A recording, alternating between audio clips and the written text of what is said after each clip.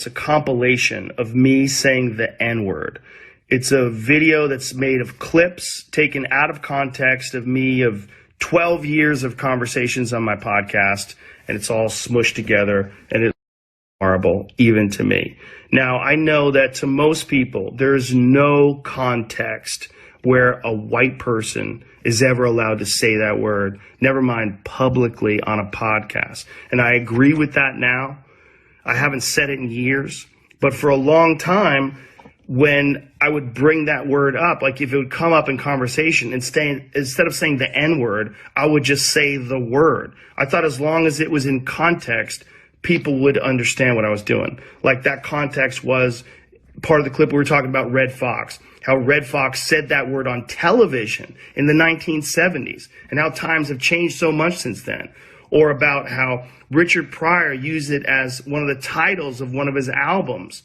Or I was quoting a Lenny Bruce bit, or I was quoting a Paul Mooney bit, or I was talking about how Quentin Tarantino used it repeatedly in Pulp Fiction.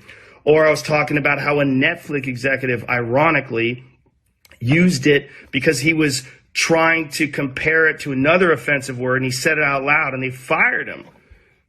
Not calling anybody or just saying the word out loud. I was also talking about how there's not another word like it in the entire English language, because it's a word where only one group of people is allowed to use it, and they can use it in so many different ways. Like if a white person says that word, it's racist and toxic, but a black person can use it and it could be a punchline. It could be a term of endearment. It could be lyrics to a rap song. It could be a positive affirmation. It's a very unusual word, but it's not my word to use.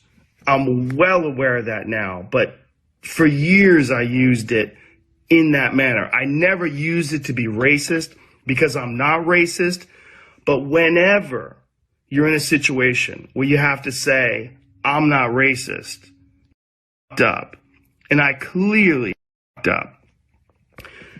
And that's my intention to express myself in this video, to say there's nothing I can do to take that back. I wish I could. Obviously, that's not possible.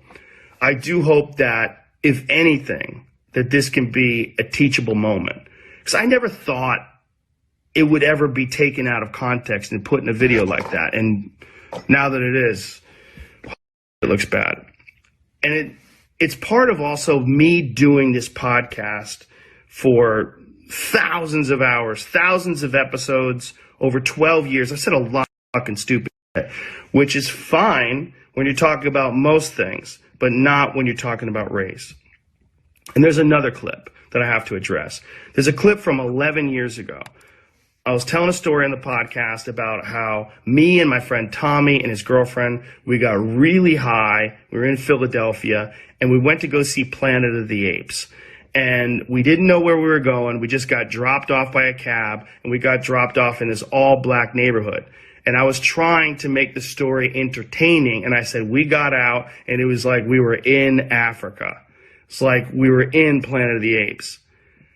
I did not, nor would I ever say that black people are apes, but it sure fucking sounded like that.